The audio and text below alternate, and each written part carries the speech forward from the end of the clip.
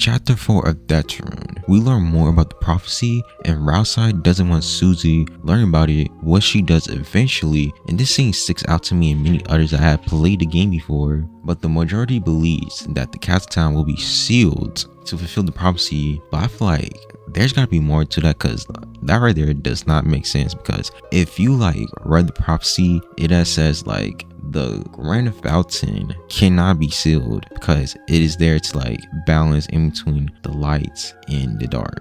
But what I do believe is that like the possibilities are like endless, right? I do believe, right? And just is like one of the theories I have, right? I think that Rousai, there's a chance that Rousai could be 100% could be sacrifice himself and maybe do something with the shadow crystals, like kind of how Astral used to monster human souls to break the barrier. And I feel like Deltarune might have multiple different endings as well, just like how until, because it might be a thing where you have to get all recruits and you have to get all shadow crystals, you have to get all eggs to get the true ending of the game. And if you don't, you probably get like a better basic ending, just like the what you call it, the neutral run.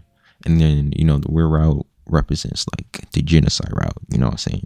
And, you know, speaking of the shadow crystals, you know, there's like 5 shadow crystals in the game, you know what I'm saying? So I'm not sure what the other things that are going to be involved in the game when we get back to Steam once chapter 6 comes out. But speaking of that, right, they say the power they contain is the power of lost dreams. They describe these crystals as failed dreams. I could assume that when you get all 5 crystals, they could like unlock like an ultimate weapon, like in Kingdom Hearts or some shit like that, like specifically for Chris, like at the end of the game. But I could be like hella wrong, you know what I'm saying? It could actually like add to the story of the game in some way, like, or some shit, or it could like play a role of you defeating the knight or some shit like that. But back to Rousai. So in chapter 3, 4, and 5 all got something in common, and that is at a certain point in the story, Rousai starts telling the lore of the game, and just when shit is like, you know, juicy and shit, Susie comes in and just interrupt Rousai right when Rousai starts getting deep into it.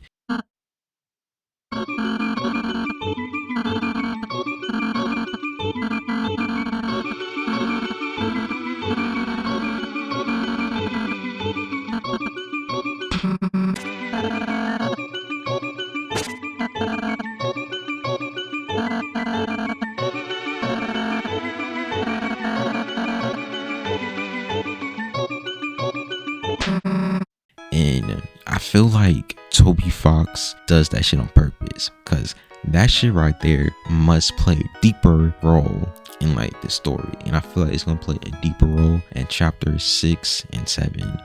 And I feel like it plays a deeper role, the fact that Rousai is a pure darkener. He's not like a regular darkener, but he's like a pure one. Like he's not like a regular object. He's just like, you know, like some type of special darkener.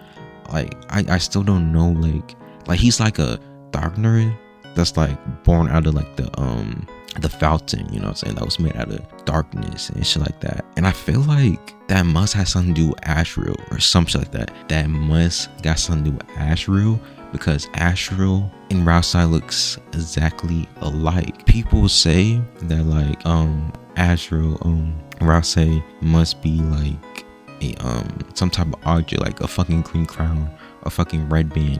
But that doesn't sound realistic. If he was that, or maybe this was some old, I guess this gotta be some old shit when the fans there gotta be some old shit when, like, even if it was old shit, that still wouldn't make sense. Because how could, you know what I'm saying, because it literally gives you lore, right? How would Rousai be able to teleport to Chris and Susie when they're in a new adventure, right? That wouldn't make sense. How would Rousai be able to do that in chapter 2?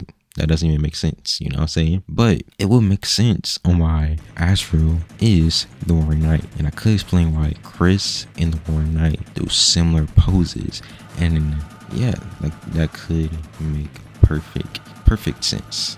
The final thing that's in this game is the eggs. And I'll be so completely real, I don't know what's the big deal about these eggs, but apparently it got something to do with like Gaster and shit like that, you know what I'm saying?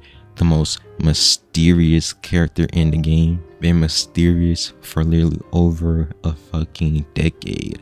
Like literally, this is like since 2018, right? We literally, the most we got was fucking we heard like the gaster sounds and shit like that, or the phone call shit like that. And now we can hear like, and that's when you go to the fucking dark world. Now I don't know what this could be, but I do feel like if these eggs are so important, it's just like maybe the shadow crystals. I feel like, and I fucking hope it is. All right, like there's no way there's no way they're gonna fucking have you fucking like how the fuck how did someone even figure out the eggs in chapter 3, 1 or 2? Just tell me, like, I was like, who even thought of to fucking go back and forth into a random room for like 10-20 seconds? That don't even make sense. But if the eggs are really so important, then that literally means it's probably gonna be something really good, something really important to the lore of the game. Like I don't know what about the lore,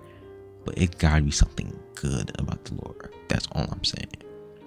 That's must what it be. That's what it gotta be. It's like that. So yeah, that's what it gotta be. And yeah, I don't really got nothing to say about the weird route. You know what I'm saying? I just want to like, you know, I will focus on that when the game ends. But yeah, that's really all I gotta say. And that's all I gotta say.